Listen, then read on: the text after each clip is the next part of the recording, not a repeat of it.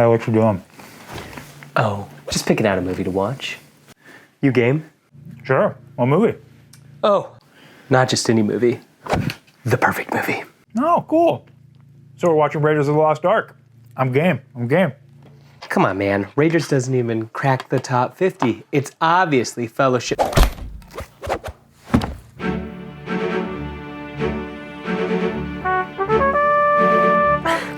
That movie can't be perfect. It's so old. It's not the years, honey. It's the mileage. The Dark Lord of Mordor has deceived you. A secret now that only fire could tell. This is that perfect movie, The Fellowship of the Ring.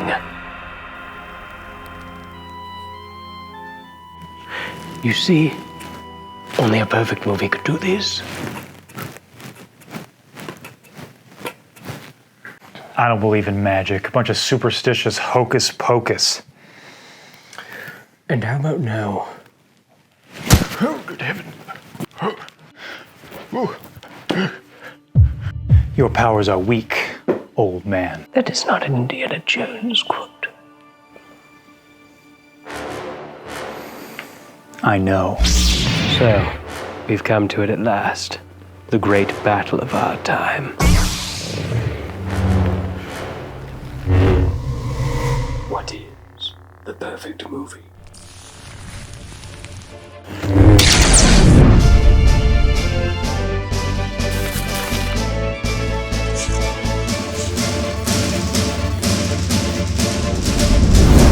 Hello, and welcome back to another episode of Beyond the Dune Sea, a show usually about that galaxy far, far away.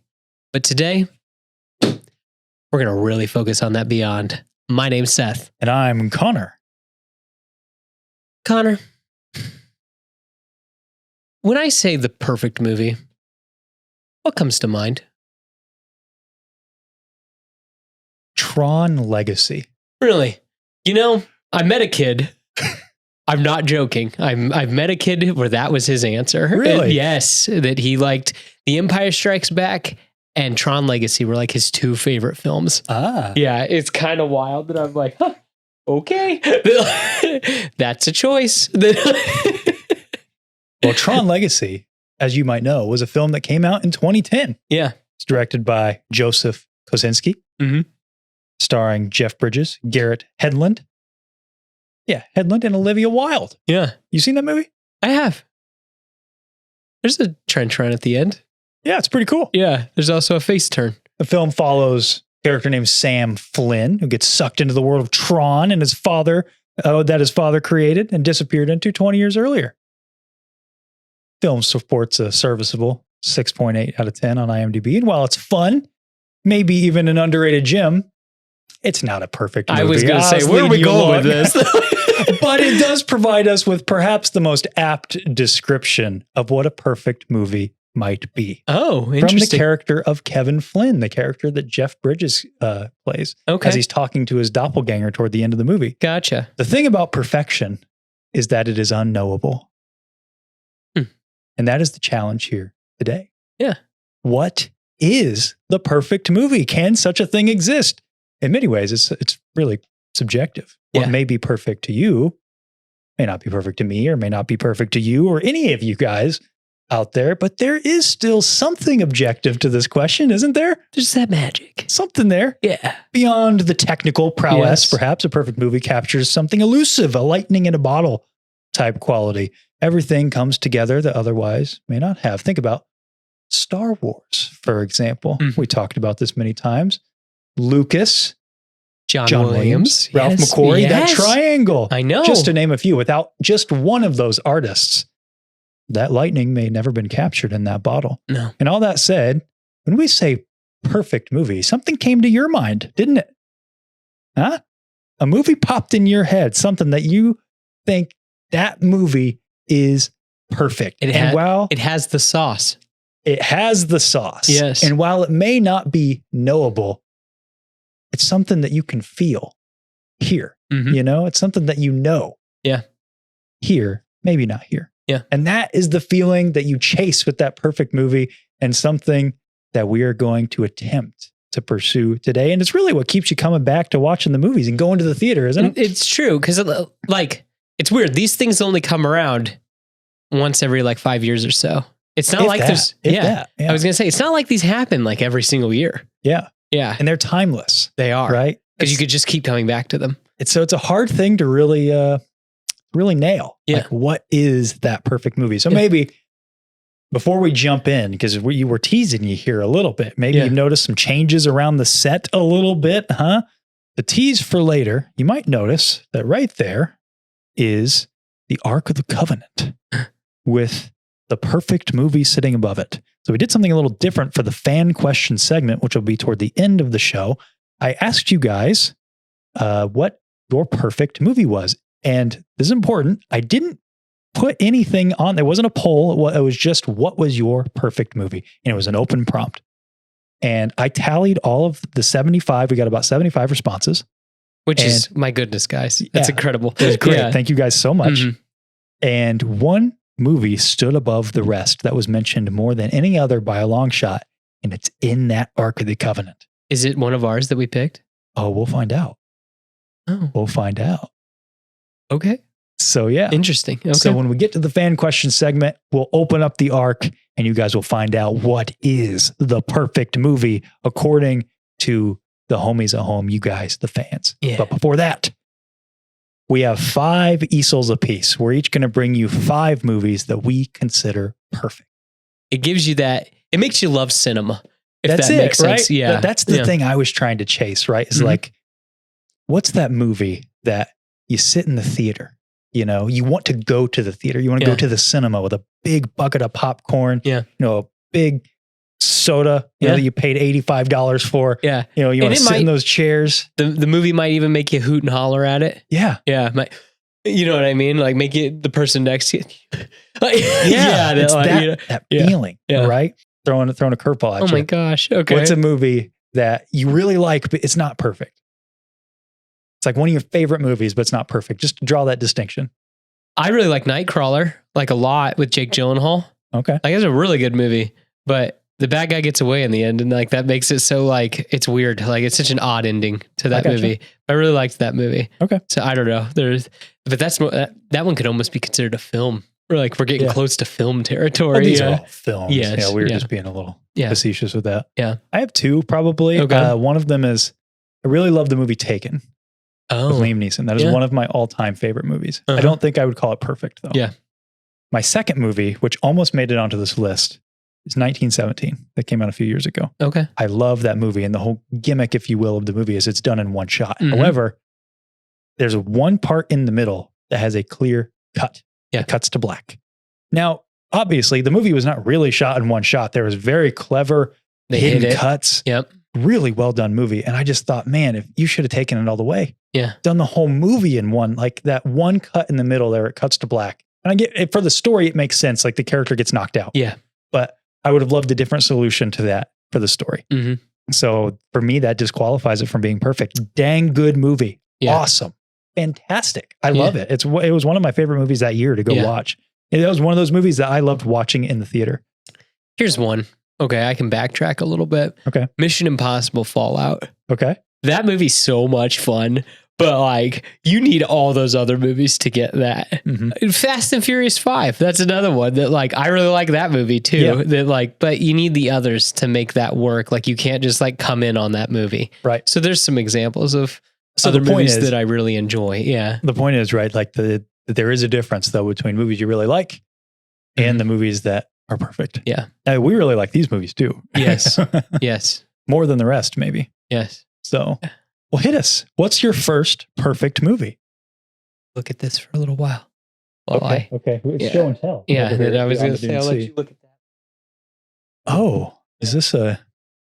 That's a megalodon tooth. You're one of the first people in the world to ever hold that. Oh. That was dug up. So it's Meg. Meg is your perfect movie. It is not the Meg. It is not the Meg. It's actually, it is Steven Spielberg's Jaws. Yes. Okay. So this movie came out in 1975. It's 2 hours and 10 minutes. Its screenplay is by Peter Benchley and Carl Gottlieb.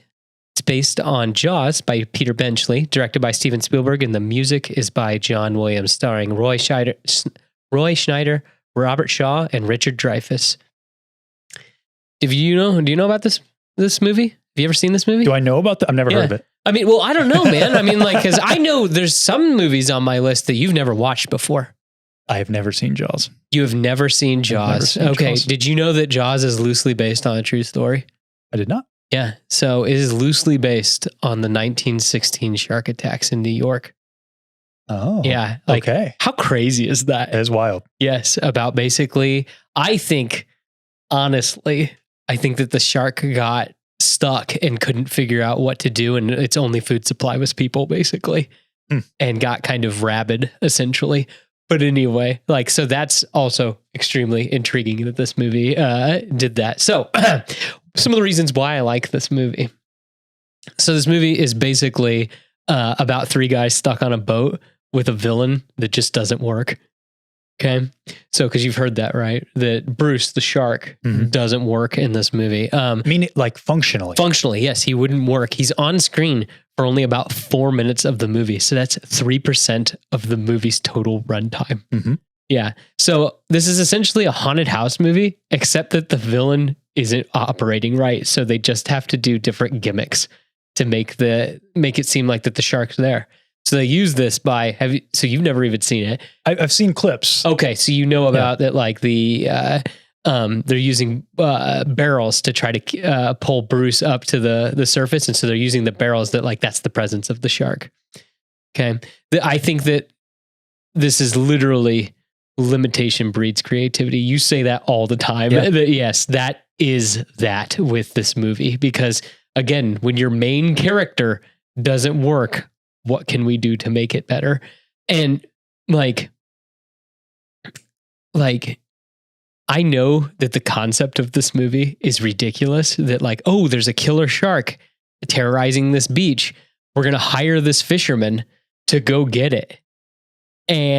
But the acting of Roy Schneider, Robert Shaw, and Richard Dreyfuss, in my opinion, knocks this out of the park and just puts it up into the stratosphere, because like I cannot suggest this movie enough. I mean, it's just man versus nature. It's a classic for a reason. It's so good. I mean, it's the original blockbuster. I mean, it literally 100%. It made people afraid to go in the water. It did. Yeah. This came out like 2 summers before Star Wars? One summer? Something like that. Yes. Like, I mean, Jaws did well, then Star Wars knocked it out of the park. Mm-hmm. So yeah, I mean, you're right. It was the original blockbuster, and it created a law of cinema, which was I think it's even colloquially known as like the Jaws effect, where you barely show, you just tease your villain. Yeah. And it's so much more effective because your imagination is always going to conjure something more terrifying. So much scarier. Because again, that scene where Bruce first pops up, we're going to need a bigger boat. Like, I mean, like, just, it's good. And it's so ridiculous. Mm-hmm. It's a big shark. Yeah. Yeah. But like, again, they all play it up. It's so good. And it's absolutely something that's lightning in a bottle. It's true. And also that have you ever watched the opening? No, I haven't. Dude, that cold open with the two. Okay. So it's this scene right here where basically it's a couple, they're making out or whatever. And then she decides to go into the water. And then like, she almost drowned while they were making that scene. Oh, cause like, oh my gosh, she just starts getting pulled down or whatever. And it is, it's very intense. And I still think that it lives up today. Yeah. To like, I mean, think about that. That's not, if you can't touch the bottom and something's grabbing onto you, I mean, that is just primal fear. Yeah. So yeah. I mean, a lot of people. Yeah. Yeah. And there's a reason why the movie works. Yes. And I think it holds up too, because again, that like, since you see Bruce so little, I mean, you just let your imagination run with it rather than the special effects. Mm-hmm. It's great. Mm-hmm. Terrific choice. Yes. So awesome choice. My number 5 would be Jaws. Awesome choice. Not the Meg. Not the Meg.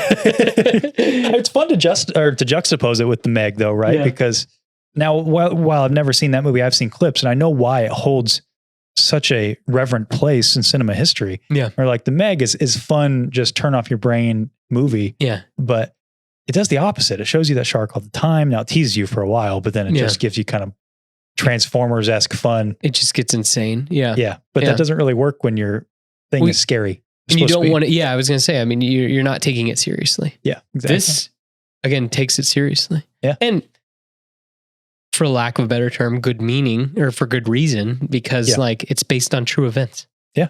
So yeah. I'm with you. Mm-hmm. My number 5. Yeah. In the immortal words of Sean Bean, men are haunted by the vastness of eternity. And so we ask ourselves, will our actions echo across the centuries? Will strangers hear our names long after we are gone and wonder who we were, how bravely we fought, how fiercely we loved? 2004's Troy. With Brad Pitt, Eric Bana, Orlando Bloom, Diane Kruger, Brian Cox, Sean Bean, Peter O'Toole, Brendan Gleeson. I mean, this has a star-studded cast. Mm-hmm. Terrific movie. Writer David Benioff, based, of course, on Homer's Iliad. Director Wolfgang Peterson. Starring score by James Horner. A terrific score, by the way. I rewatched this movie in preparation for this. Never picked up on the score. It's really great. Good. With a runtime of 162 minutes. Very long movie, almost 3 hours.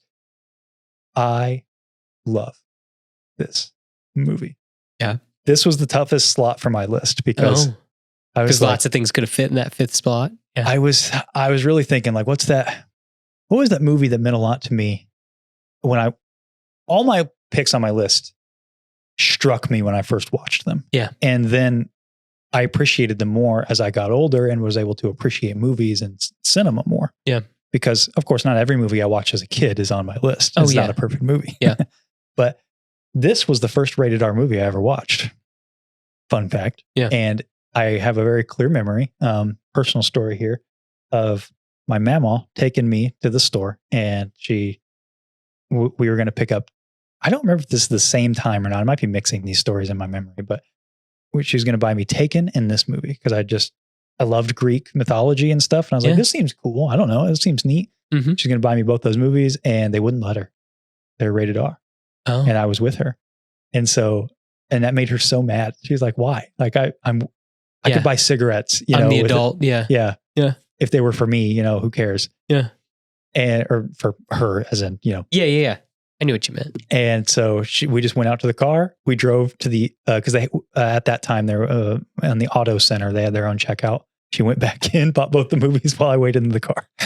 Well, there you go. And I took that home and I watched it, and I was blown away. I thought it was so good. And I remember specifically a shot that stood out to me, and it stood out to me again when I rewatched it.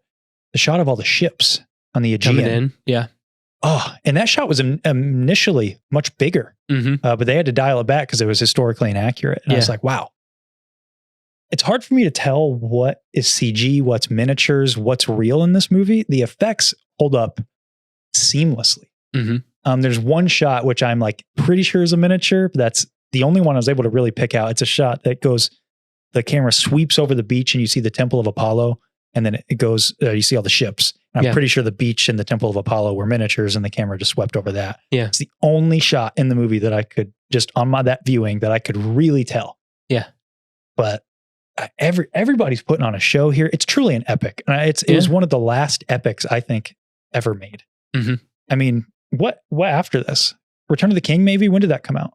Was that 03? Oh, yeah, 03. Okay, so this was after Return of the King. Yeah. If you want to call Star Wars like Revenge of the Sith an epic. Yeah. I mean, it definitely has that kind of feel to it. I feel like that, he's really like trying to tap into a Greek tragedy. Yeah. Yeah. I just feel like movies aren't made like that anymore today. Yeah. Well, I mean, too, part of it's the source material, don't you think?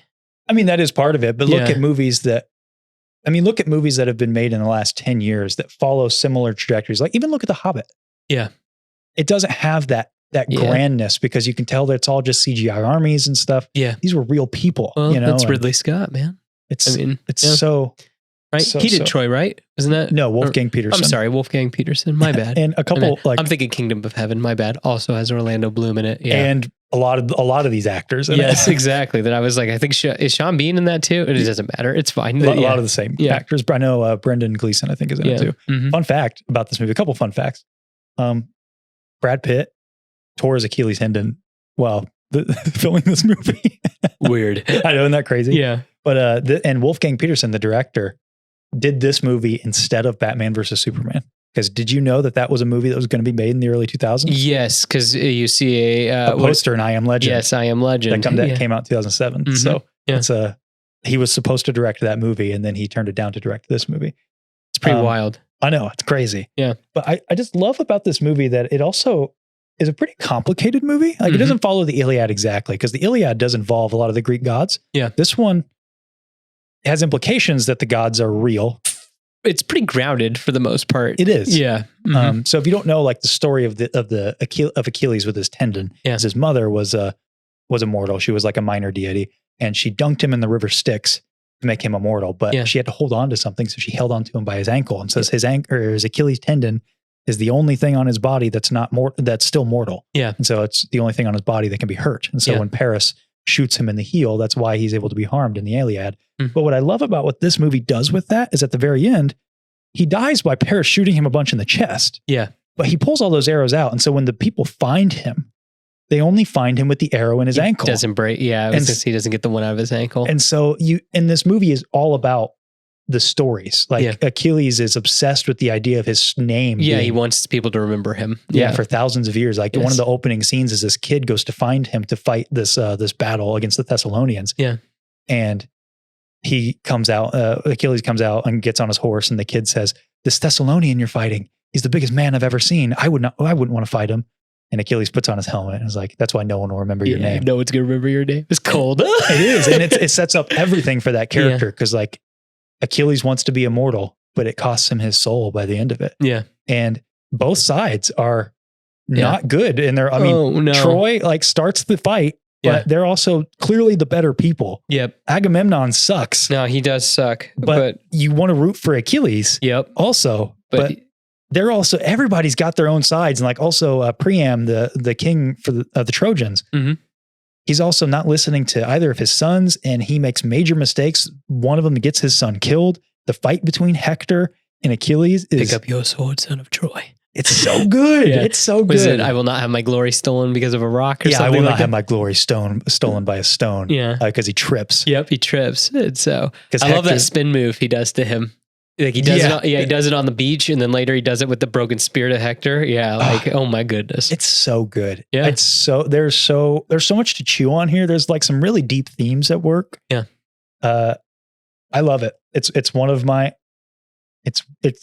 favorite movies. It was one of my favorite movies as a kid. Mhm. I had to rewatch it to make sure it was still, Gotcha. I would still call it perfect. And sure enough, it really is. Because funny enough, Orlando Bloom and Brad Pitt did not want to do this movie. Yeah. They both hated it. Yeah. And for two different reasons, which I find interesting. So Orlando Bloom didn't like it because Paris is kind of a wimp. Yeah. He like crawls away from Trying to fight him. Yeah. And he didn't want to do that. Mhm. But Brad Pitt didn't like it because he thought that the movie was too simple, and it was almost like an advertisement, because he too commercial is what he said. He's like, I'm center frame all the time, and it's just like, oh, there's your hero. There's no complexity. Yeah. I'm like, Brad, with all due respect, I think you missed the point. Like, Yeah. everybody worships Achilles, and that's his flaw. Yeah. Is that he wants to be worshipped and immortal, but like, because he's told by his mother in the beginning of the movie that, because she has like some divination, and she Mhm. says, if you stay, you will have a family, and they will love you, and you will have many children, and they will love you. And when you're gone, your children will remember you well. But after your children are dead, and your children after them, your name will be forgotten. But if you go to Troy, people will be writing stories about you for thousands of years. And I remember when I watched it for the first time, I'm like this movie, Exactly. Like that's what's cool about Yeah. that line. He's like, but you will never come home. And that's what he'd rather have. And so I'm like, Brad, that's the point. It's the point of your character. It's deep, baby. I think it's cool. So Yeah. Troy. Yeah. That's number one on my perfect movie. All right. I love Well, it. number 5. Sorry, number 5. Number 5. Yes. So my number 4, I wanted to get a superhero movie on here. And so I know what you're thinking. You're like, oh, what Marvel movie's coming, Seth? Well, I really tried to think outside the box. Like, what has stood the test of time, in my opinion? And I liked how you started off with a quote right there. So I'll do my best to quote this movie. And that is actually, hold on, wait, before we.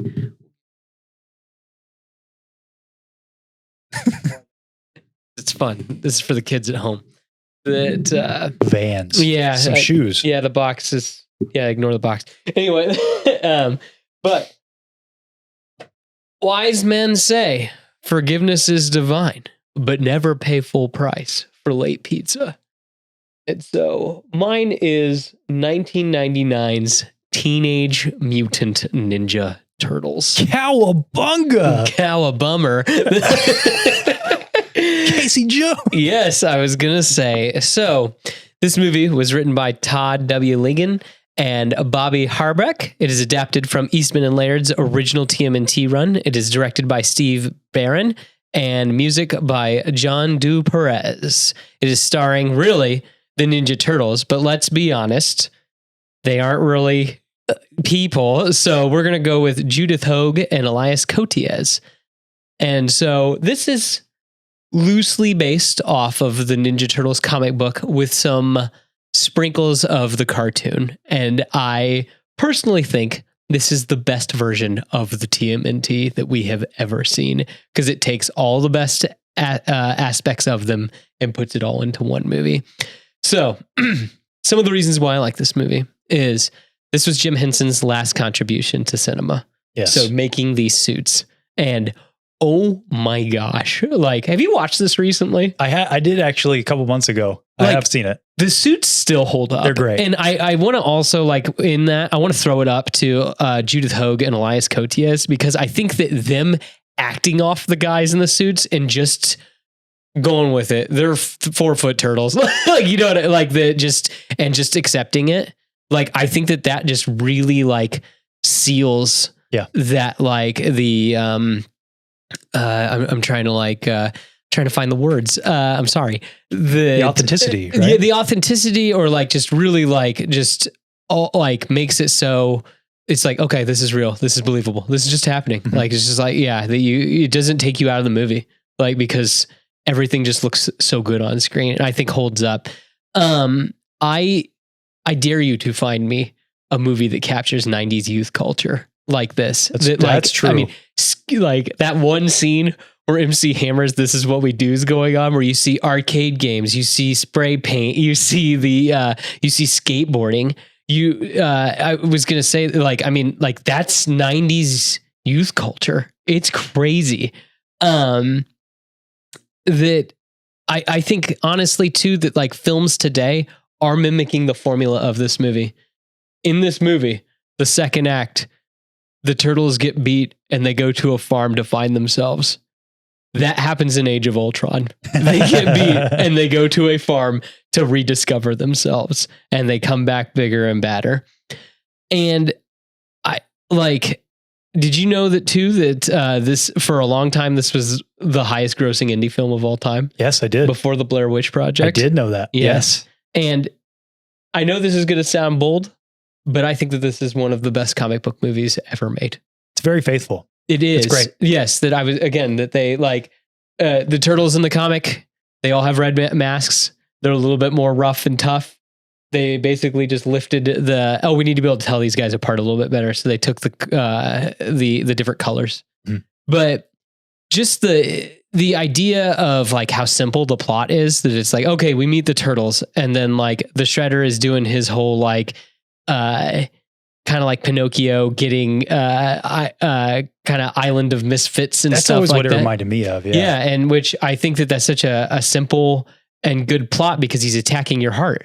Mm-hmm. And he's teaching them how to basically, like, he's indoctrinating them in with like these, like, oh, these little petty crimes. And then once you get good at that, I'm going to turn you into ninjas.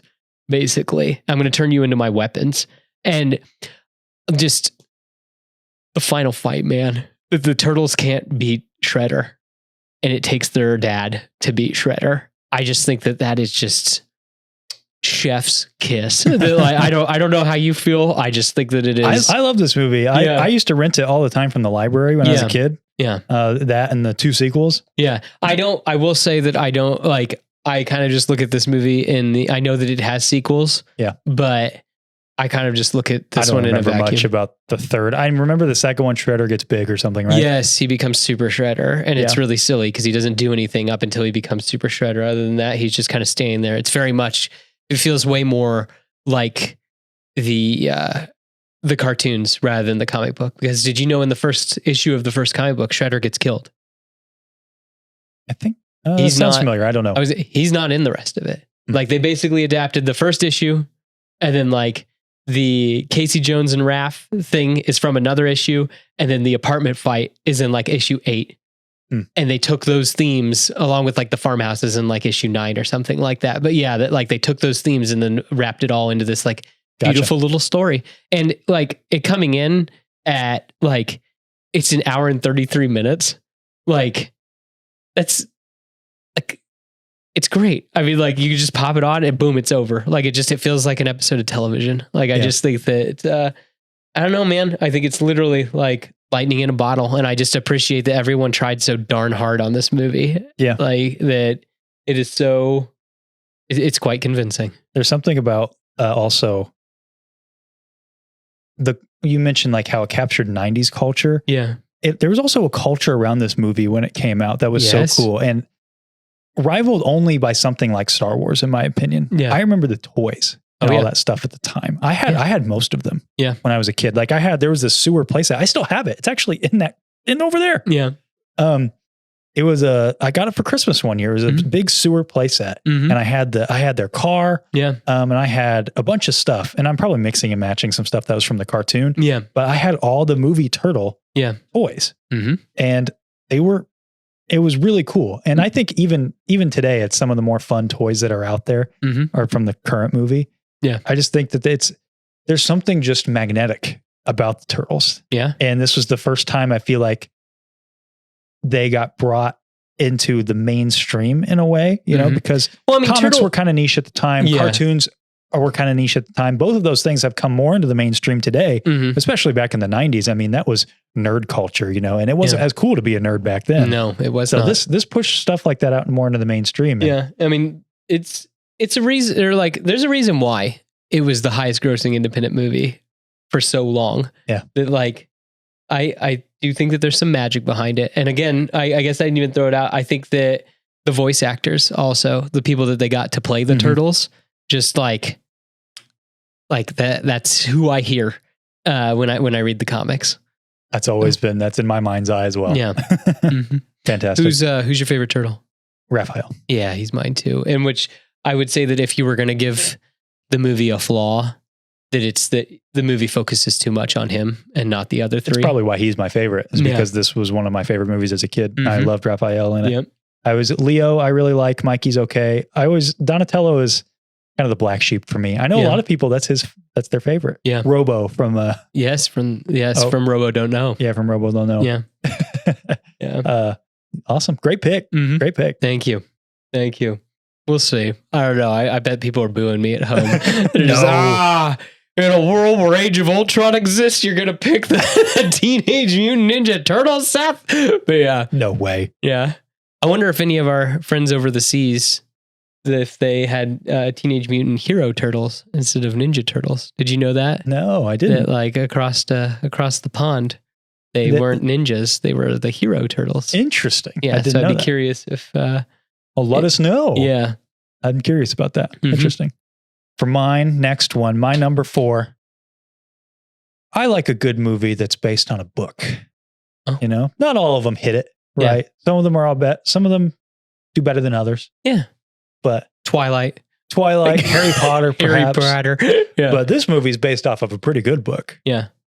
And that is The Prince of Egypt. I'll be real. I've only ever seen this movie once. One time? Yep. Wow. Yeah. This movie was one of the easiest things to put on my list. Yeah. Something I've watched recently. This is, in my opinion, I know I'm about to make a bold claim. I think this is the greatest animated movie of all time. Really? It is. I know that, like, I showed recently to a friend the scene where he parts the Red Sea. And I was very impressed with like the animation. It's hand drawn. It took them, I think, like 2 months to make that scene. Yeah. This movie, you know, it's going to be perfect from the first frame. And I pulled it here and I'm just going to read it to you because it's text. Oh, okay. And here's what it says. This motion picture you are about to see is an adaptation of the Exodus story. While artistic and historical license has been taken, we believe that this film is true to the essence, values, and integrity of a story that is the cornerstone of faith for millions of people worldwide. The biblical story of Moses can be found in the book of Exodus. I love that the filmmakers, because first of all, this covers not only the book of Exodus, well, mostly the book of Exodus, but the story of Moses is Exodus, Deuteronomy, Numbers, Leviticus. Those are all like the laws and in the story, right? For them to like condense that, they're obviously going to have to take some creative liberties and to maintain the heart of it. That was what was important. And then to put that at the top of the movie, I think already shows you that the filmmakers' hearts were in the right place. That they care. And that you're about to see something cool. Yeah. And the great thing about this movie is you do not need to be a person of faith to enjoy this movie at all. In fact, at all. You don't need to know the story of Moses. You don't need to know any of it. It's a darn good story. And I watched this earlier this year while we were putting together our pack and play before our daughter was born. And I had been this year, I'd been doing a Bible in a year thing. Oh, okay. And I had just finished the books of Moses. And so I was curious. It was fun because in a way it was like watching the movie after you read the book. Yeah. So it's like, how true is this going to be? Yeah. And obviously it's not 1-to-1 like in the book. Yeah. It's just so funny to refer to the Bible that way. Yeah. The good book. But you could do that. Like Pharaoh is not, Moses likely was, he could have been royalty in Pharaoh's house. Maybe he was actually found by Pharaoh's wife, by Pharaoh's daughter, not Pharaoh's wife. It's Pharaoh's wife in the book or in the movie. Geez, I'm mixing all this up. So a lot of things were kind of mixed to make the story more of a movie. A little bit more attention. Yeah. Yeah. But a lot of the key beats are there. Like Moses does in the book of Exodus, he does murder the man in the beginning of the movie. Yeah. And that's kind of the thing that I think people don't realize about a lot of Bible stories and of Bible characters is they're all flawed. Yeah. There's a popular bumper sticker quote out there that's God does not call the qualified, he qualifies the called. And that's true about Moses more than any of them. I mean, he was a murderer. He was, a silver spoon, son of royalty, but he's given this very important task to take the Jews out of slavery into the promised land. Yeah. And it's also a deeply personal story between Moses and his brother Ramesses, all with the backdrop of beautiful animation and a score that, oh my gosh. Hans Zimmer, right? Hans Zimmer. Yeah. And I didn't bring up my note card. The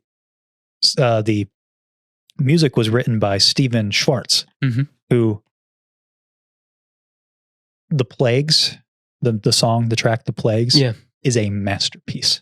It's a masterpiece of a song. Oh my gosh. You have like layers upon, it's telling the story of like the broken heart of Pharaoh and Moses having to come against each other while the plagues are going on. And you have the people crying out, because the plagues are going on. You have this kind of eerie track that's like, you just hear it in the background. It's just, thus saith the Lord, thus saith the Lord, thus saith. It's like this whispering. It's eerie, but it's like, it's so good. It's so, all with the backdrop. There's this one shot in particular of the hellfire raining down and it like smashes into to the Sphinx. Yeah.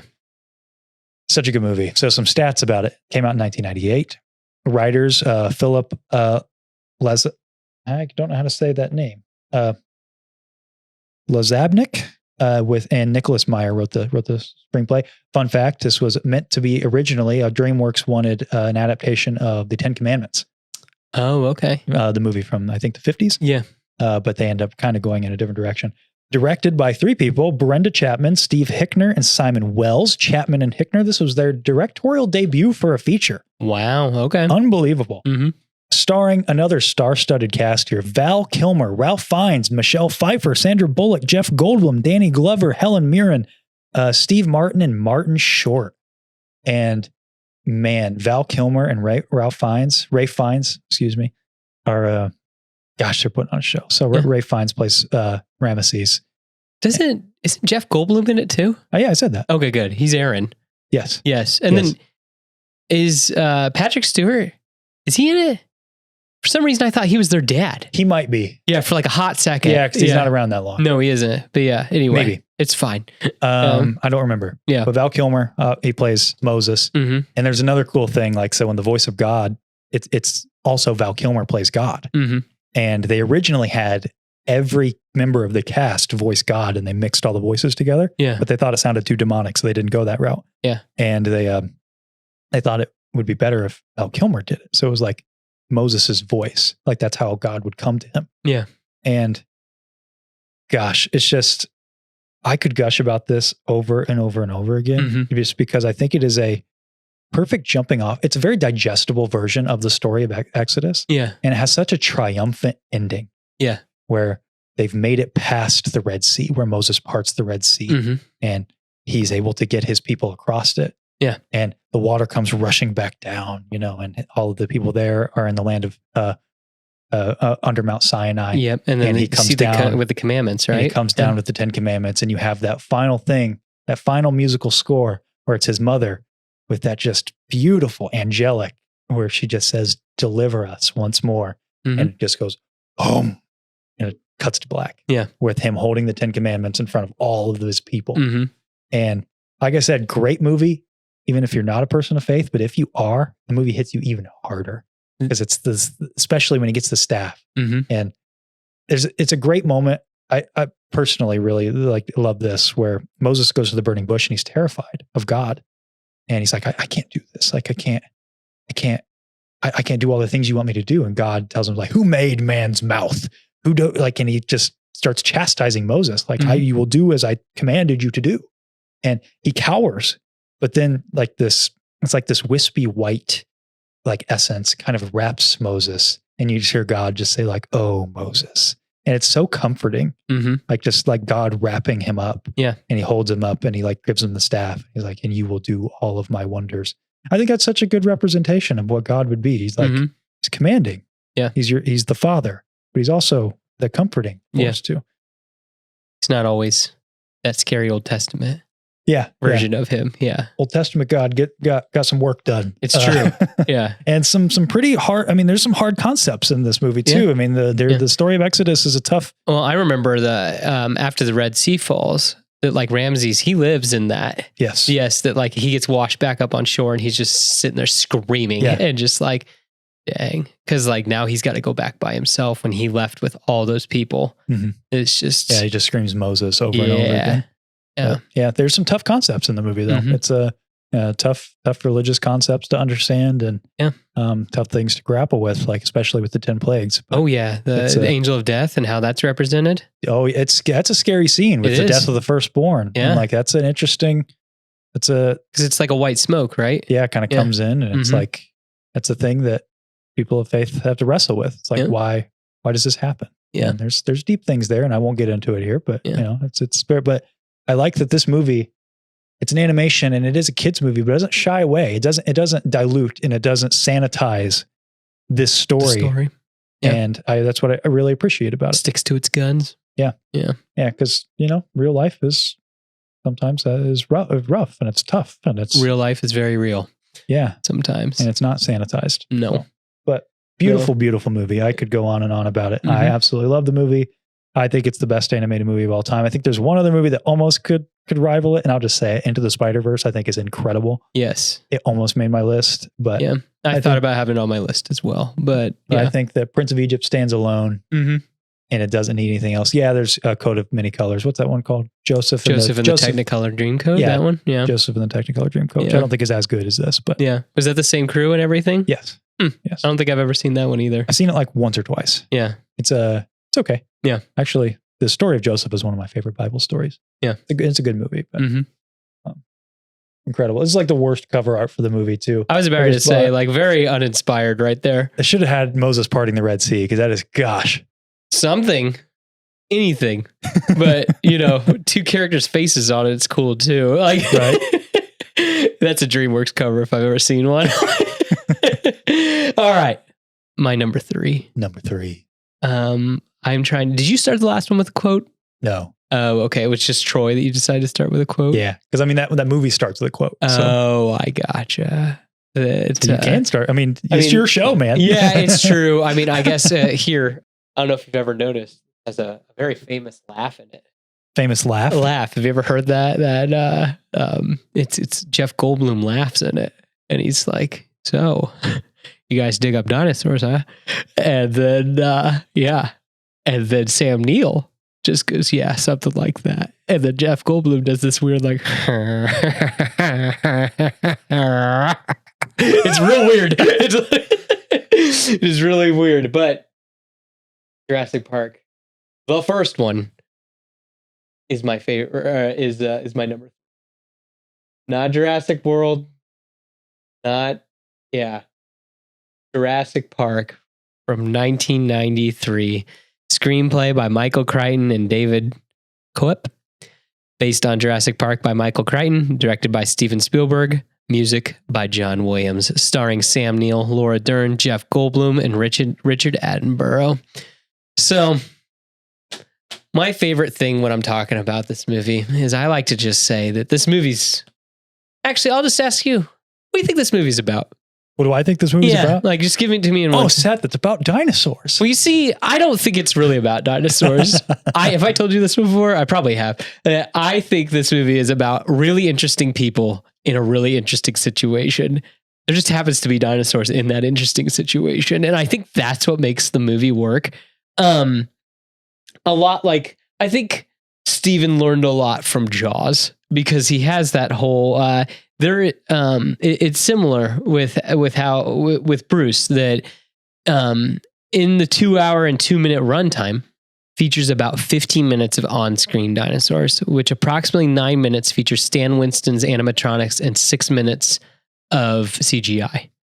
And I think that like mixing of like puppets with well-placed CGI and a killer sound design makes everything so stinking immersive. Oh, I agree. That like that's like I just went back recently and watched the kitchen, and just like you could tell when it goes CGI just for a moment, but then it goes right back to being a puppet. And basically, you could find like if you could see the whole dinosaur, it's CGI. If you could only see part of it, it's a puppet. And oh my gosh, they are still very terrifying looking when they are puppets. Like even when they're CGI, like I just love the design of all these things and the sounds of all these things. Like it feels so real. Another thing that I kind of want to bring up is, did you know that John Williams didn't win an Oscar for this movie? Did he not? Oh, yeah. Interesting. You know that it's really weird, don't you think? I mean, it's great. What do you think could have won the Oscars that year? Probably another John Williams movie. Was John Williams for Schindler's List. Like that is insane. like it's like, did you know he didn't win it? Well, he's too busy winning it for Schindler's List. Like that just blows my mind that like this guy, I mean, in the 90s, Spielberg couldn't be stopped. I don't think John Williams was right there too. That like he was just banger after banger. Like it was just insane that like I guess maybe its only flaw that you could get at is that I'll admit this is similar to Westworld. Have you ever watched that movie? Okay, with Yul Brynner. It's the same idea, is that it's a theme park with robots and then the robots go crazy. Okay. Yeah, it's a theme park with dinosaurs and the dinosaurs go crazy. But yeah, it's so good. That the T-Rex. It's great. I mean, oh my gosh, that whole just really the rippling water. Mm-hmm. I mean, when we're talking about that idea of like the movie the theater movie, the perfect cinema movie. I mean, dude. Yeah, I know. And it like, I think that what really holds it together though, is it's not like, I think the human characters are just so stinking strong. Yeah. That I think that like, Sam Neill's character, I'm trying to remember what his name, Dr. Grant and Dr. Sadler and Dr. Malcolm, like are just so good along when you mix that with John Hammond, you know, spare no expense. But like, I mean, it's just everybody's really, really flushed out. Very memorable. Yeah. Yes. And just that like you, in the first 10 minutes of meeting them, you know them. That's it. I mean, Samuel L. Jackson, hold on to your butts. I mean, like, it's I forgot he was in that movie. Yeah, I know. Yeah. Wayne Knight from Seinfeld fame. He's in that movie too. I mean, it's just so good. And then it's got that quote, clever girl. And then oh my gosh. Good stuff. Excellent movie. Yes. Excellent choice. Yes. You know, we've been teasing the audience that we were going to go out beyond the Dune Sea for a little bit, but something is just calling me back home. Yeah. You know, Yeah. something just makes me want to head back to that Dune Sea and pay it a little homage. Yeah. Because you know what? In that galaxy far, far away, I think there is a perfect movie. Yeah. And it very prominently features the Dune Sea at the very end of the movie. Yeah. And that is The Rise of Skywalker, episode 9. I mean, what more can I say about The Rise of Skywalker? I mean, it's got everything. The lightning in a bottle. I mean, everybody's coming out to play. Literal lightning. Literal lightning. I mean, the lightning on Exegol, they just threw that right into the bottle there. Yeah. I mean, everybody's coming out to play. I mean, you've got great. It's great. You know, it's just they've got something. Yeah. They've got a lot of neat things going on. And I'm kidding, guys. I'm playing it up. This is not on my list. Couldn't help myself. All right. No, but there is, of course, none other than A New Hope. And you'll find as we start to get on to the last few movies on these lists that there's a lot of crossover between Seth and I. And we kind of had to fight for who would get these movies. Yeah.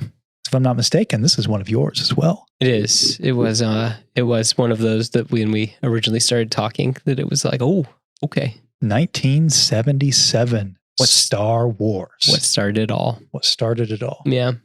And the more I think about this movie, it is just a perfect movie. There's a reason why we based a show around this. There's a reason why it's called Beyond the Dune Sea, a line from this movie. I was going to say, when we were trying to come up with it, I didn't put in Empire. I didn't put in Tross. Yep. I didn't put in Attack of the Clones. I went to this movie and I was like, I know the name of our show is in this movie somewhere. Yes. And so, yeah. And it's especially fun if you think about it in just the context of this movie. Because I know a lot of you guys at home are going to say Empire Strikes Back, you know, because that's the movie everybody says is the best Star Wars movie. That's like critically. Yeah. And it is a good film. Don't get me wrong. I think there's an argument to be made. It's perhaps a perfect movie, but it definitely stands on the shoulders of this movie. Yes. And this movie had everything. Like the world that we now take for granted because we're so immersed in it all the time. Yeah. Started here. And you fought in the Clone Wars? I know. I was once a Jedi Knight, like the same as your father. Like, how much is right there? I know. How much? I know. It's crazy to just go off of if your only knowledge was this movie. Yeah. Like, dude, Obi-Wan seems like a stone cold killer when he's in the cantina. Yeah, when he does. chops off Baba's and he's just... It's there's just, oh my gosh. Just think about everything how much iconography and lore this movie establishes. The Dune Sea, you know, the Tatooine, of course, the Force, lightsabers, Jedi, the Sith, Clone Wars, even though it's not established or not named rather. Yeah, the Clone Wars. Yeah, lightsabers. I just said that. I'm sorry. Lightsaber colors, like the space battles, the Death Star. Yeah, all of this stuff in this movie, and they nailed it the first time. And let's be honest too, that like Top Gun Maverick is the end of this movie. Yeah. Which people loved that movie. I like Top Gun Maverick too, but it's mean, like, that it's just like people are still mimicking it today. There's just, we've mentioned this a million times. One of the biggest reasons this movie works is because it's a fantasy epic set in space. Yeah. It's not sci-fi. And what we've kind of been hitting on, what you said is like with Jurassic Park is like, this is interesting people in an interesting scenario, right? Yeah. That's all these movies, right? And I think juxtaposed to something like Transformers. I love those movies, but they're dumb fun. Let's be real. They focus too much on the Transformers.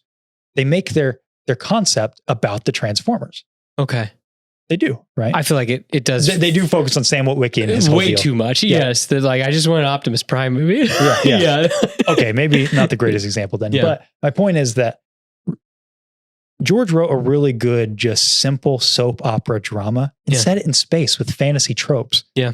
Just all of the ingredients there. And then the lightning in the bottle. You know, you have that triangle, the Ralph McQuarrie with the concept art that created that iconography that we all know today. The X-Wings, lightsabers, stormtroopers. Vader's look. Yes, Jawas. I mean, like everything. All of it. And the John Williams. Take away one aspect of this movie, just one. This movie does not become the pop culture icon that it is today. No. Take away just one thing. Replace John Williams with somebody doing like, not to say no, somebody they were else talking would about do a good possibly job. using disco. Yes. Yeah. Yes. Using disco. Imagine that. Imagine A New Hope with a disco soundtrack. Dead on Arrival. Would have dated it. Dead on Arrival. Yes, it would have dated it. That's another thing that makes this thing timeless. Yeah. This movie is perfect.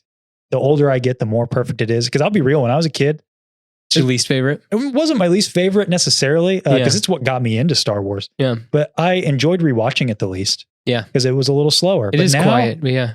I like that a lot more the older I get. Yeah. Like that, I'll be real, that fight between Vader and Obi-Wan. Yeah. The older I get, the more I appreciate that. Yeah. Well, I mean, we talk about that I think a lightsaber fight is really like why they're fighting is way more important than but I mean, the stick swinging. But even the choreography, I know it's very dated. Yeah. But there's something to that. Yeah. There's something just magical about it. Yeah. I don't know.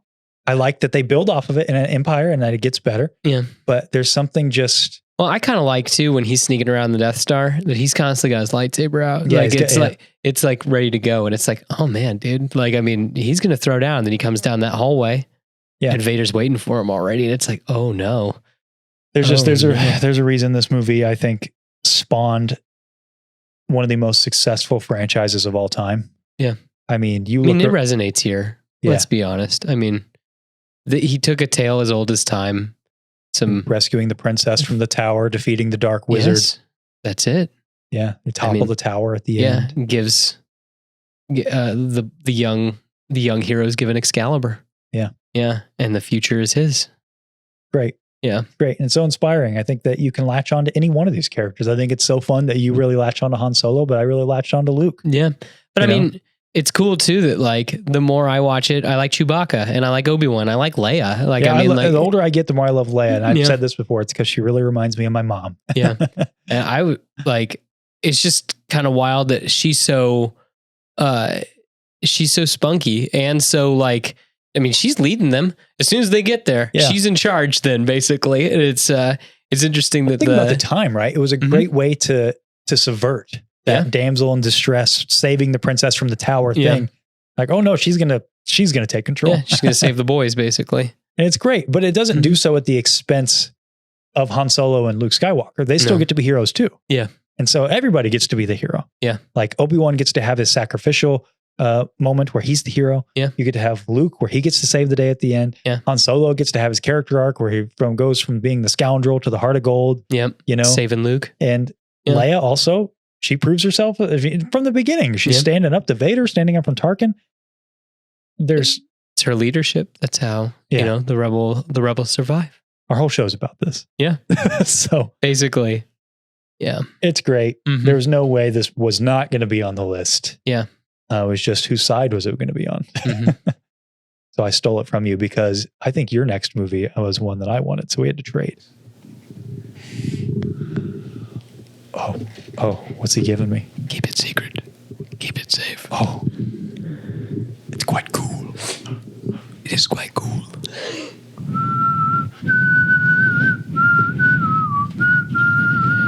So now we're getting into movies that are like, we're getting real close to like, these are like some of my favorite movies of all time. Yeah. It's getting real hard to pick like my favorite ones now, just so you know that we're like, the bushes are getting real thick. Yeah, if that makes any kind of sense. But I am going to go with The Fellowship of the Ring. Oh man. So Did you notice that the ring, while Gandalf is talking, he says "wizard" in Elvish? I did not. Speech. Yeah. When? During that scene when he's when it's on the table. Dude, I love that scene. Anyway, I can't wait to talk about this movie. That's why I'm not gonna talk too much because I know that we want to talk about it soon. Because wink, wink, nudge, nudge. This is not the only time we're going out beyond the Dune Sea. Yeah. But so I'm not going to talk too much about it because I know that we want to talk about it soon. Anyway, so Fellowship of the Ring, 2001, 3 hours and 28 minutes. Screenplay by Fran Wash, Philippia Boyens, and Peter Jackson, based on The Fellowship of the Ring by J.R.R. Tolkien. Directed by Peter Jackson. Music by Howard Shore. Starring Elijah Wood, Ian McKellen, Liv Tyler, and Viggo Mortensen, and then tons and tons of others. Those were just John Rhys Davies, Andy Serkis, Orlando Bloom, Sean Bean, what's his name? Sean Astin. Yeah. Billy Boyd, Dominic Monaghan, Hugo Weaving. Dude. Yeah. Did I say John Rhys Davies? I think I did. Yeah. Then I'm like, oh my gosh. Anyway, okay. So really, what could I say more? I think this is like literally one of the greatest stories ever written. And then to have a movie that kind of what you said about with the Prince of Egypt. Yes, there's changes to the story, but it was all done for the sake of it changing the medium. So I think that also this is one of the, as much as I love John Williams, I think this is one of the greatest film scores ever composed by Howard Shore. You're 100% correct. Yes. Personally, I prefer the film changes over the book. I haven't read all of the books, but I like a lot of the changes that they did for the characters for the movie. And you kind of hit on this with A New Hope. It's weird. So this movie came out when I was in 8th grade. I remember very vividly going in the theater. And I remember liking it for different reasons than I like it now. I loved the battles. Loved the fight with the Uruk-hai at the end, Boromir's last stand. Legolas stabbing guys in the face and pulling back his arrow and shooting people. Aragorn cutting off Lortz's head. But you know what I like now? I like watching Bilbo and Gandalf make pipe or like smoke rings and make ships and like talk about tea. And like, it's weird that I like the quiet moments now. It's weird how a movie can grow on you and it makes you appreciate different things about it. And I feel like that might be the lightning that this movie captures, is that like, I think it can just keep hitting you every time you watch it. It can just hit you in a different way.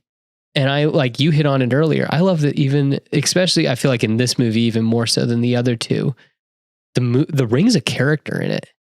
I love that, like when they're talking about Sauron, all of a sudden they look over and the ring's talking to them. Like, it's so good. Like, this is like, it's special, man. I don't think that there's ever going to be another movie like this. Yes. Yeah. I prefer this one because I feel like it feels more practical than the others. Yeah. And it almost feels like it almost could have happened. As crazy as that sounds. Does that make sense? I know that like where J.R.R. Tolkien, maybe like he didn't actually write, he found some sort of manuscript of something that happened. That's how he wrote the books. That it happened that maybe it did happen a long time ago in a galaxy far, far away or whatever. You know what I mean? That it just, even watching this movie, like it feels like it may have happened at some point, some way, maybe not on our world, but maybe in another time or something like that. But yeah, that's how Tolkien wrote these books. He wanted you to believe that they were written. They actually existed. He wanted to create a mythology for England, basically. That was because England doesn't have a ton of it. And so when you read the books, that's part of what's fun, is that like, they read like that. Yeah. They, especially in the foreword and stuff. It's the red manuscript. I forget what it's called. There's a name for it. Yeah. But it's the red manuscript. Like that's what Tolkien himself found and is transcribing. Yeah. It's really interesting. If you ever had a movie where like every time you watch it, you hope and they almost trick you that it might have a different ending? Oh yeah, of course. This is one of those movies when Boromir jumps in to help Merry and Pippin at the end. Every time I watch it, I don't even know why it crosses my mind that I'm like, maybe they might make it out. Like, and I know it's that arrow's coming, but like it feel like just with how the music's swelling, them throwing the rocks, Boromir going ham on some Uruk-hai, that it just it gets you where you feel like, man, this could be, this might be the time. Maybe he'll get away this time. Mine's with Gandalf. I always want Gandalf to make it out. Yes, with the Balrog, which again, I love that like that Balrog scene's like 2 minutes. Yeah. It doesn't overstay its welcome. That fight with Lortz is like 2 minutes. It doesn't overstay its welcome. I think that like action is just beautifully sprinkled through this movie. It's like, yeah.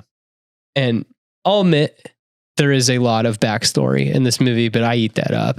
But like I love all that. It's done in a way though that like you want it. You want more. Oh yeah, no, I love like, gosh, the opening of this movie. Dude, the book that's the one thing. So I've read the book somewhat recently, and the changes in this are really good. I think most of them anyway. And you don't even get out of the Shire until like halfway through the book. Yeah, like it's there's a lot of description, and like the way Tolkien describes things is so fascinating. But dude, this movie.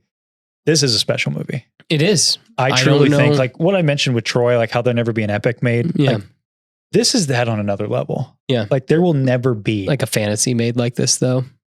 I don't think there was ever a movie made before this or will ever be a movie made after. Yeah. That will rival this. That's why I really don't like, there's been this idea floating around that they might remake these movies, like update them. They don't need it. No. You don't need it. No. I don't like this concept in general. Like, it needs to be changed or whatever. Yeah, like this idea that like with live action remakes from animated movies. No. The stories are fine. Just re-release them. Yeah. I kind of like what they did this year. They just re-released these in theaters. Did you go see it? Do that. I didn't get a chance to. Okay. I really wanted to. I went and saw Fellowship just because like I think my baby was either being born around that time or shortly before. I don't remember, but I couldn't go see it. I really wanted to though. Yeah.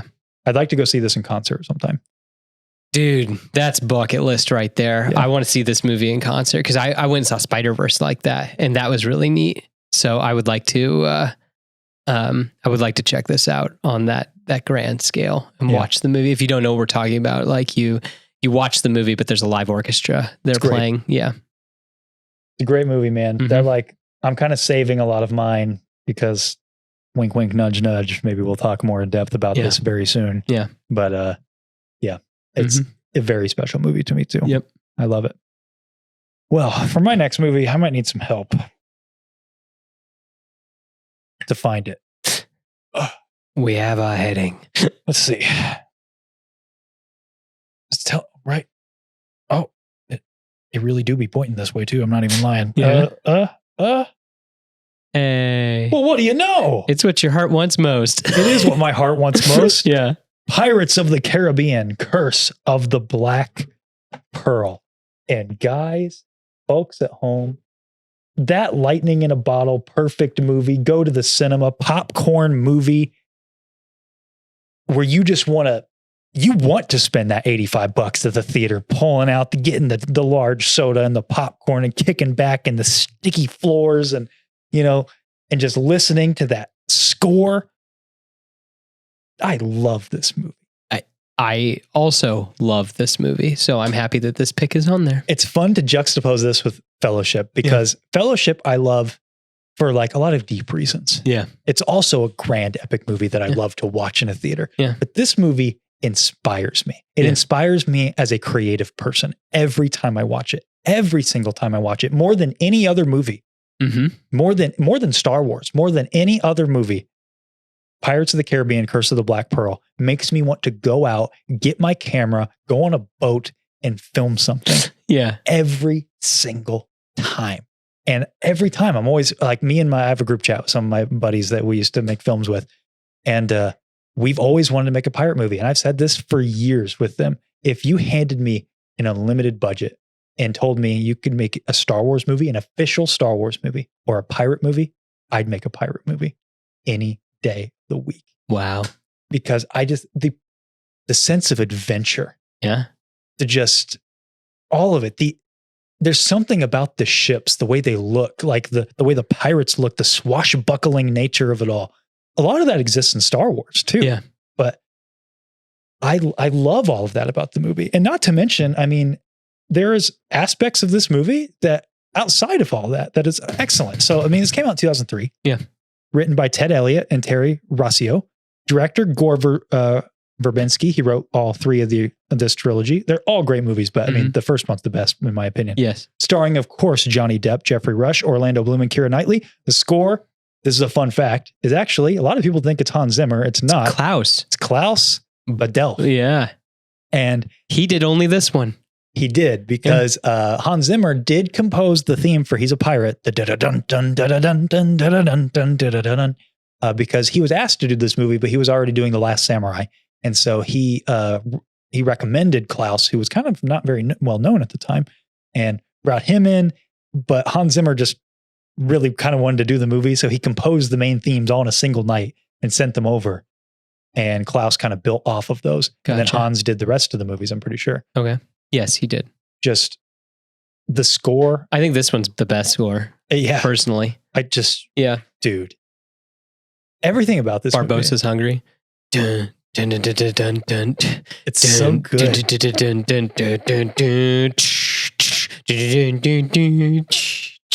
I think that like what really gets this one is it really does feel like a live action Disney movie.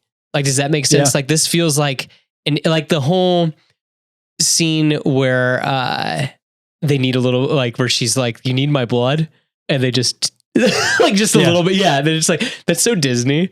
Like, it's just the part where they first reveal that they're undead or whatever. And then they're like, that seems great. I know. And they throw her up and with it's like a little choreographed musical number. Yeah, with like the like that feels so Disney. Yes. Like that it's just like, this is a live action Disney movie. It's got equal parts like camp Yeah. and charm, but also like a little bit of horror almost in there, which I don't know what it is. Like I kind of alluded to this earlier, but movies just don't do that anymore today. I feel like every studio is afraid to push that envelope and be a little scary and do a little bit of this and do a little bit of that. But yeah, you're right. Like they showed some blood, like she cut her hand and she did all this stuff. And this movie's so good. It is really good. They built real ships for it too. Yeah. Like, No, it is really good. And I think the only detriment that this movie has is I think that the plot is a little convoluted in the sense that like just with what everybody wants to do, who's on whose side. I love that. It's good in this movie, but then they keep cranking it to 11 in all the other movies because like Jack's the main one. Like, cause Will's trying to get Elizabeth. Elizabeth's basically trying to save Will. Like, that's why she says, and but you just don't know with Jack. Well, they decided to give every character that like Jack treatment in the sequels where you just don't know what they exactly want. And that was the problem that the sequels have and why they're not perfect in my opinion is that this movie, Jack is not the main character. He may be at the very front, and that's because Johnny Depp had top billing. Yeah. But Orlando Bloom is the main character of this movie. He is the protagonist along with Keira Knightley as Elizabeth Swann. Because I was going to say, Jack would have just stayed in the... He's the side character. Yes. And the other movies make the mistake of making Jack the main character. Mm-hmm. He's a way more interesting character as a side character. Yeah. But more than any of these movies, talk about lightning in a bottle. Yeah. They wanted to make a movie based off a Disney ride. Yeah. And they're like, okay, they built real ships. Imagine them doing that today and not just CGing it. I know. I mean, there was some CG. Yeah, but they built real ships. I know. And then imagine too that like, all right, Johnny Depp's going to be this pirate. And then he shows up like that. And they're like, based off Keith Richards. Yeah. They're like, what? And then they just decide, whatever, we got to roll with it. And created one of the most iconic performances in movie history. Ever. Yes. Ever. Gosh, like I said, this is one of my favorites. Every single time I watch it, I'm not joking. I want to write something. I want to get my camera. I want to film something. I want to take pictures. I want to do something. Yeah. I love this movie. No, it's magical. And I have just a personal story to tell to cap this off because I think this is so funny. So when I was a kid, the first time I watched this, I went to a Christmas party for my mom's work, and it was at this was at this lodge, and I remember it being very dark and kind of scary. And the reason the reason why it was scary was because my mom has always been really into ghosts and like ghost stories and stuff. Okay. And so she took a bunch of pictures at this lodge and would show me orbs, if you know what I'm talking about, you know, like all these orbs and stuff. She's like, see here? Oh, well, we're standing over there. Okay. Well, at this party, I had that in my head. So I was freaked out the whole time as a kid because I thought there were ghosts all around me. Yeah. There was door prizes. And this was one of them. It was a VHS tape of Pirates of the Caribbean. Yeah. I'd never heard of this movie before. Yeah. Now, keep in mind, they also only really had their faces on the top of the VHS. So it didn't really look that interesting of a movie. And we won that door prize. And I remember taking that movie home, and I was so freaked out by that party. I didn't want to watch this movie because I just associated it with ghosts. Yeah. And finally, I decided to watch it, and it scared me as a kid because I couldn't separate those two things in my kid brain, the ghosts in this movie. And so when it got to the undead scene, you're like, this is it. It's happening. It really freaked me out. Yeah. It is a little like scary. I'll give you that with like the whole him drinking and then the liquid going through him. Yeah. But with the added context of the rest of that. Yeah. Okay. Yeah. But something about it always stuck out to me. I loved the ships. Yeah. And I would keep watching it. I watched that VHS tape. I don't know how many times. Yeah. And I never loved scary movies as a kid, but there was something I liked being scared by this movie. Yeah. Which I know this movie's not scary, but like hopefully with that context, you get why little kid me was scared. Yeah. But I loved watching it. I watched it all the time. And I remember going to the theater for the next two, and World's End. Well, I don't think it's as good as this movie. The final battle in that movie around the sinkhole, the whirlpool is one of my favorite scenes in movie history. Yeah. It's so good. Them getting married and all that. I love that. Yeah. Dude, Davy Jones. I was going to say I really like the music when they get married, and then like the and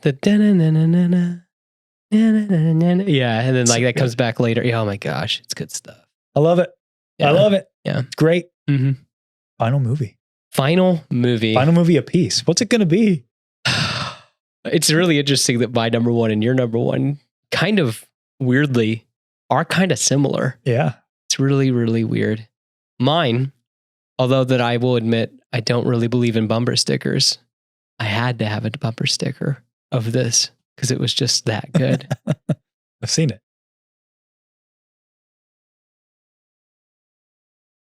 He's got a show and tell for this. Yeah, there you go. That postcard that came out like in. Can we take it out? Or you can if you want. Yeah, it's just a postcard that was like given out for like promotional for the movie. But yeah, it is the 1999 cinematic classic, The Mummy, starring Brendan Fraser, Rachel Weisz, John Hannon, and Arnold Vosloo. So, screenplay by Stephen Sommers, also written by Stephen Sommers and Lloyd Fonville and Kevin Jarre. It is based off The Mummy from 1932 by a bunch of people that I can't pronounce all their names. So we're just not even going to worry about that. The music's by Jerry Goldsmith.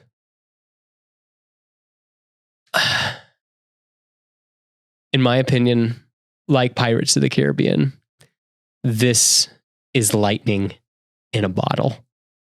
This truly captures the idea of a pulp adventure, in my opinion. You've never even seen this movie before, so I feel like I'm talking to a wall. No, I'm interested. You unfortunately am not. To watch this. I'm waiting because one of these days we've always said we were going to do a back-to-back of my last movie and your last movie. Yeah. So to me, this is on most days the third best Indiana Jones movie, and on some days the second best Indiana Jones movie. Yeah, I think the entire cast is fire.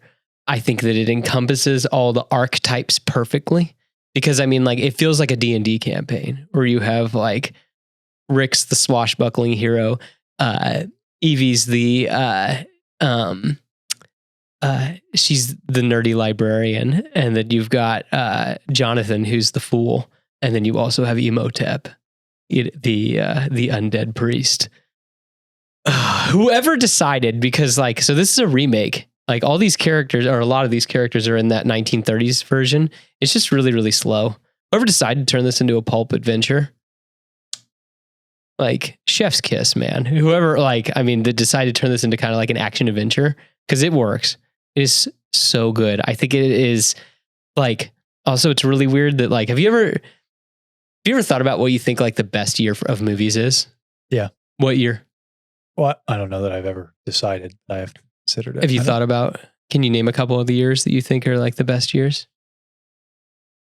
Man, put me on the spot. Sorry, I can tell you like 1999. Oh, well, yeah, because Fellowship came out. No, Fellowship started 2001.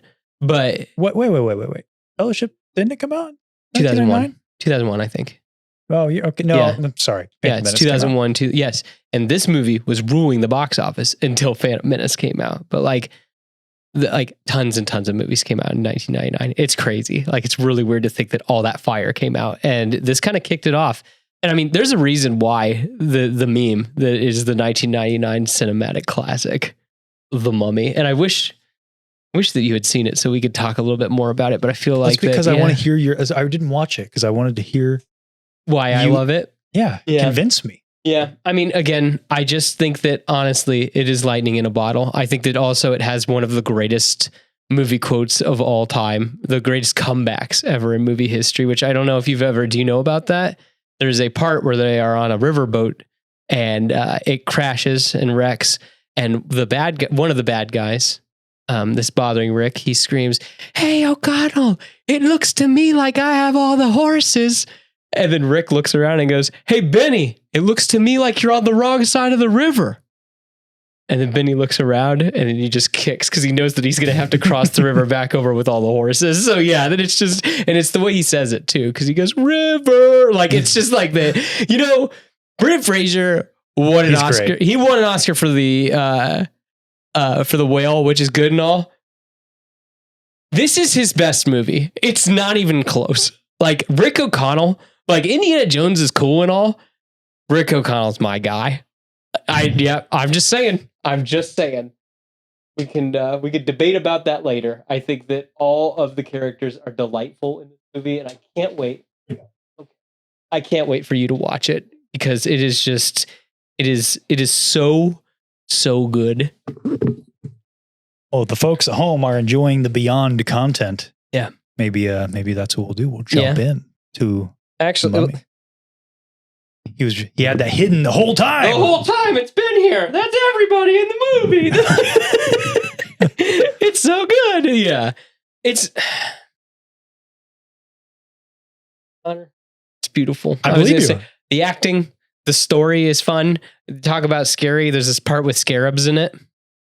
The whole scene. I don't want to ruin it for you because I want it to freak you. It sounds like a movie I would be head over heels for. I think that you will. I think that you're going to just find it extremely charming. I think that you're going to, yeah. The reason I haven't watched it yet is because I like it so much. I think I actually have watched it at some point. I just remember nothing about it because I have seen Scorpion King years and years and years ago. I know that's not. It's not even a sequel to this movie. Yeah. It's a sequel to the second one. Yeah. Sorry. That's the one I saw. The second one. I saw the second one. So you've seen The Mummy Returns. King. Yeah. Because he's at the end, right? Yes. Yeah. I did see that. Allegedly, that's him. Yeah.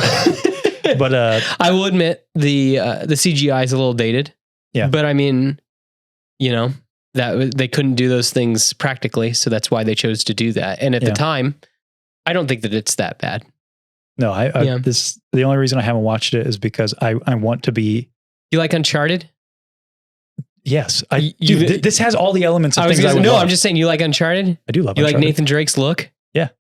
Oh, I know. And it came first. It's just, oh my. Yeah. It's so good. It's so good. One of these days. Yeah. One of these days. My final movie. Yeah. So there's a lot of hints around the set here today. Yeah. I mean, this one is not only, I think, a perfect movie. I think it is the quintessential perfect movie. It is my favorite movie of all time. Dun, dun, dun, dun, dun, dun, dun, dun, dun, dun, dun, dun, dun, dun, bum, bum, bum, bum, bum, bum, bum. Yep, it's none other. Raiders of the Lost Ark. Not Indiana Jones and the Raiders of the Lost Ark. this one's wrong. The thing behind Seth is correct. Yeah, where it's just Raiders of the Lost Ark. It's like Star Wars A New Hope. It was a change later on. Yeah. I love this movie. I like it too. Always loved this movie. There's a reason why I said it's the second and third best Indiana Jones movies, because I can respect that Raiders is a better action adventure movie. But yeah, I think that this is like everything I've mentioned here, other than being the best animated movie. Obviously, that doesn't apply, but everything else is this movie. Yeah. It's the reason to go to a movie theater. It's that action adventure. It gets you swept up in a new world with these new characters. It's a little larger than life. Indiana Jones is a little larger than life. He's like the perfect action hero. I think that he embodies what going to the movies used to be like. You know what I mean? Yeah. He's the action hero. This is the action movie. I mean, what is more, maybe more specifically, it's like the best American hero, action hero. Because what's more than just punching Nazis? You know, it's true. Gosh, this guy, mm-hmm. And it's so funny because I'm not a big Harrison Ford fan. Yeah, like Han Solo is definitely not my favorite. But you love Indy. I love Indiana Jones. Mm-hmm.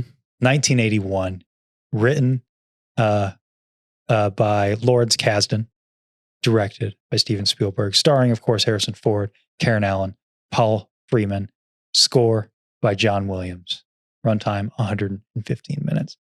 And I watch this every year or so, along with the other movies. I did a big deep dive on Indiana Jones last year in preparation for Dial of Destiny. Mm-hmm. And this one and Last Crusade, obviously. I mean, Last Crusade is also brilliant. I think that there's great arguments to be made that it's the best Indiana Jones movie. I personally still believe that Raiders is better. The iconography. I mean, look at this. Like immediately, you guys knew who I was dressed as. Like, and I'm just wearing a white shirt, a strap around my, I'm not even wearing the jacket. Yeah. But you guys knew, like no one out there didn't know who this was. Yeah. You know? It is weird how they like his look is lightning in a bottle. Well, they lifted that from something. I don't remember what, but they lifted it from something. Like this look. Yeah. Yeah. It's crazy. I mean, this is, and I don't know, I might be butchering the story. I didn't verify it, but there's something about Lucas and Spielberg.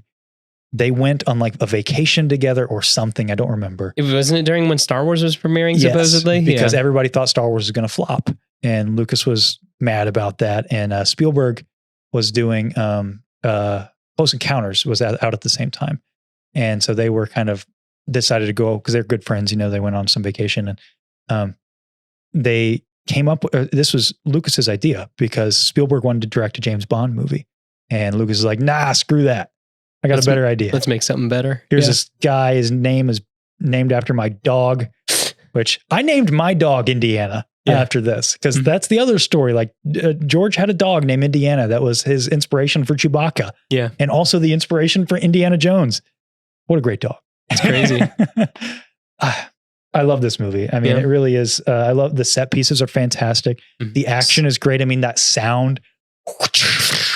I don't think anything hits harder than Indiana Jones. No, I mean it's got that the hardest. Yeah. There's only one scene on a rewatch. Only one scene. And I think it's charming, but I could see an argument for where it would disqualify it from perfection. But ooey with that. I'll bring it up anyway. And it's when he's being dragged, you can definitely tell it's sped up. Yeah. But all that is so believable and it's so grounded. Like you're talking about being grounded earlier. And like even in the moments where it's not even CG, it's special effects. Like when the Ark is opened and the ghosts fly out. And like, start melting phases. Yeah, which you know how they did that, by the way? This is so cool. Like the mix of hand-drawn animation with practical. Mm-hmm. They all had light bulbs on their chest. Oh, really? The actors. And that's how they're like glowing and everything? Yeah, so they would all glow. But they could, if I remember the story right, again, I might be butchering this because I would deep dive Indiana Jones every couple of years. But they would get too hot so they could only be on for like so long or something. I don't remember. But so that's how they did that effect where they all would look like their souls were kind of coming out of their bodies. Mm-hmm. It's very good. I love the message. There's that great shot where the Ark is put in the that container with the Nazi emblem and it just gets burned away. It's great foreshadowing that this is not just hocus pocus mumbo jumbo. Mm-hmm. You know, there's something more to all this. Yeah. And Yeah, I thought it's pretty cool. And everybody's bringing their A game here too. Karen Allen's really great. John Rhys Davies as Sala. Yeah. Super fun character. Well, it's like just it's the quest for the truth. That's, I think, is really, really interesting. And I think that's what kind of defines Indiana Jones. That it's like, at the end of the day, you got to seek out that truth. Yeah, it's really interesting. And I think that's what makes him different than like the other characters that he's played. It makes him different than James Bond. Yeah. Yeah. You just want to root for the guy too. Like there's a scene toward the end where they're they're hauling the Ark. Here. Oh, that's great too. Yeah, the romantic scene with it. That's good. Yeah. He's on the horse, you know, he's just like on the dunes, you know, going to find the caravan with the Ark. And you're just like, this is that's the guy. Yeah. You know, that's the man. Like his theme is swelling. And it never has a theme more perfectly been married to a character. Yeah. Than Indiana Jones's theme to Indiana Jones. Like you just hear that and you immediately want to just get up and go. You want to go excavating. You want to go be an archaeologist. You want to go learn about history. Yeah. It is weird that like when I was younger, because of like Raiders of the Lost Ark and because of Jurassic Park, like I have memories of like writing down like on papers in school where it's like, I want to be a paleontologist or I want to be an archaeologist. Yeah. Where it's just like because of these guys, it's kind of crazy that, I can't even tell you the first time I watched those movies, but I remember them just striking me so much. Yeah. I loved all of them. This is a heck of a shelf of movies. This is a heck of a lineup. Yeah. This would make a great Saturday. Yes, it would. I mean, gosh, we got a couple Saturdays here, I think. Yeah. Yeah. You know what's fun to look at this? There's a lot of crossover. Yeah. Well, I mean, between actors, composers, directors. Tons of John Williams. Tons of John. How much John Williams do we have? We've got Star Wars, Indiana Jones, 3. We got 3 John Williams. 4. Yeah. 4 John Williams. We've got 2 Harrison Ford. We've got 2 John Rhys Davies. Orlando Bloom's in 3 of these. Yeah. That's Yeah. It's crazy. A lot of lightning. Yes. A lot of bottles up here. Yes. I was going to say Hans Zimmer. A couple of him too. Oh yeah, there is. Yeah. So there's Pirates. There's Prince of Egypt. Yeah, exactly. Did he do any of those over there? No, he did not do any of these. Who did The Mummy? Did James Horner. Oh, did James Horner hit that one as well? No, Jerry Golds. I'm sorry, it wasn't James Horner. Yeah, Jerry Goldsmith. It's I can't wait for you to watch that. It's gonna be great. Yes, it's so good. Yeah. So there you go, guys. Yeah. The 5, 10 perfect movies. Not an exhaustive list. We could do a part 2. Oh, we could keep going. Yes. But okay. To us, Raiders is my favorite movie. What's your favorite movie if it's not on the list? Well, I mean, Return of the Jedi is up there too, but I was going to say, but it's Return of the Jedi and it's these. It just depends on the day. Gotcha. But you don't think Return of the Jedi is perfect? No, it's my favorite movie. Okay. That's fair. But I think that these two transcend into that, like getting close. That's where it's funny because to me, it's either Revenge of the Sith or these two. Okay. But I wouldn't say Revenge of the Sith is perfect. Yeah. Pretty close. Yeah. But not perfect. What a list. What a list. I think it's about time we transition to that fan question segment and open the Ark of the Covenant. Am I supposed to do that? Let's hear from the homies at home. Clear your mind of questions. All right, guys, you know the drill. Every week I post a prompt on Instagram asking you guys the prompt of the week. And this week I did something a little different. I asked you guys a question, which was, what is the perfect movie? An open-ended question. And so I'm going to read here some of those responses, and then we're going to open up the Ark and see what the perfect movie is. Yeah. With the most votes. And again, keep in mind, this was not a poll, so I didn't put movies on there. This is just a movie that ended up with the most votes. And people were just suggesting it. It's crazy that we had some crossover. Okay, so reading from your guys' list that you provided. So here's how I did this. I categorized all of these in terms of how many votes, how many times that they were said. So I'm going to start with the ones that had 1, then 2 votes, 3 votes, so on and so forth. Across the Spider-Verse, Tropic Thunder, The Last Samurai, E.T., The Truman Show, The Other Guys, Gladiator, Infinity War, Requiem for a Dream, The Blues Brothers, The Big Lebowski, Casablanca, Captain America Civil War. Pride and Prejudice, Braveheart, Blade Runner, Conan the Barbarian, Apocalypto, Parasite, Princess Bride. I'm surprised that only got one vote. I really thought that more people would say The Princess Bride. Apocalypse Now, Barry Lyndon, Interstellar, The Bicentennial Man. You ever seen that movie? Robin Williams. Yeah. Yeah. That's a good movie. Pulp Fiction, Cabin Boy. I've never heard of that. Portrait of a Lady on Fire, Return of the King, Knives Out, Return of the Jedi, Tremors, City of God, Good Will Hunting, Shrek, Seven Samurai. So that's all that people listed that just had one vote. Shrek. I know, Shrek. Tremors. My wife kept trying to get me to put Shrek as one because I really struggled with my last pick. Yeah. She was like, just do Shrek. I'm like, no, hot take. I don't really like that movie. My joke is that like, you know, say so, there's someone out there who's like never seen movies. And it's like, what movie would you show them first? Let's show them Shrek. This is the pinnacle of cinema. Yeah. All right. With 2 votes. So 2 people submitted. The Dark Knight, Gladiator, which must be 3 because I listed that before. So that goes in the 3rd. Shawshank Redemption, La La Land, Alien, A New Hope, Pirates of the Caribbean, Curse of the Black Pearl, and Jaws, all with 2. 3 votes. Back to the Future, Revenge of the Sith, Raiders of the Lost Ark, and the 1999 cinematic masterpiece, The Mummy. Into the Spider-Verse got 4. Yeah, it's a great film. Empire Strikes Back got 5. And there is 1 that remains. Any guesses? Throw down your guesses. If you're in the live premiere right now, throw down your guess. What got the most votes? I will say it got 10.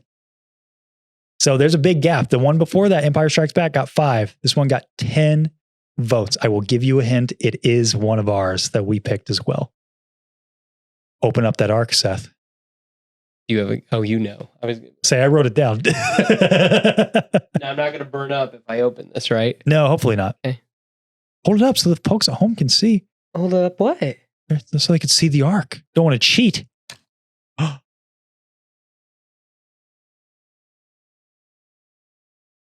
Boom. Ba-da-dum. Boom. Oh, you're not going to do the arc theme? I don't know the arc theme off the top of my head. The Lord of the Rings, The Fellowship of the Ring, 10 votes. The Lord of the Rings, The Fellowship of the Ring with 10 votes. You guys make my heart smile. I will give you that. That surprised me. Yeah. So according to the homies at home and your hosts here, the perfect movie is in fact The Lord of the Rings, The Fellowship of the Ring. Wild. And that is going to about wrap up the show today.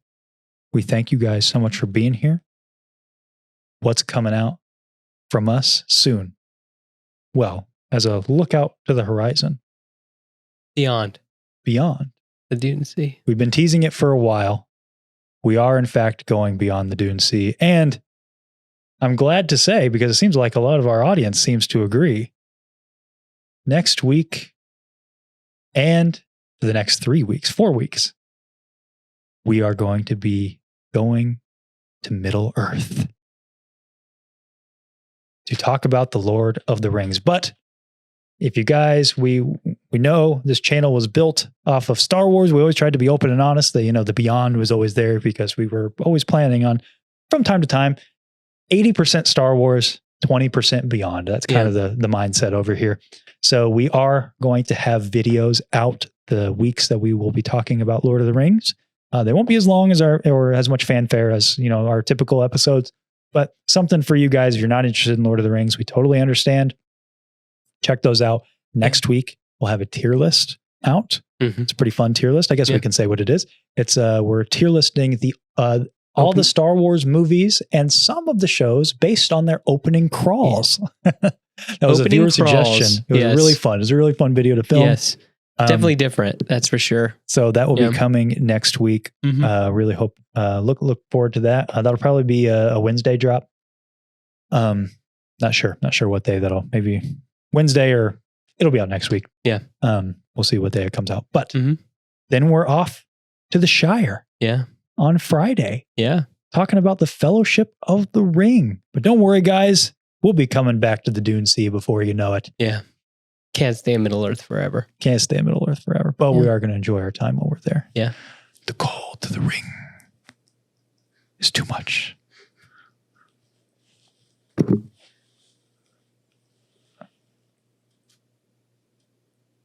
Well, Seth's already gone. So, hey, thank you guys so much for listening. Thank you guys so much for watching. Thank you guys so much for participating. Let us know what your perfect movie is. Was it on this list? But as always, guys, thank you guys so much for watching. We'll see you guys next week.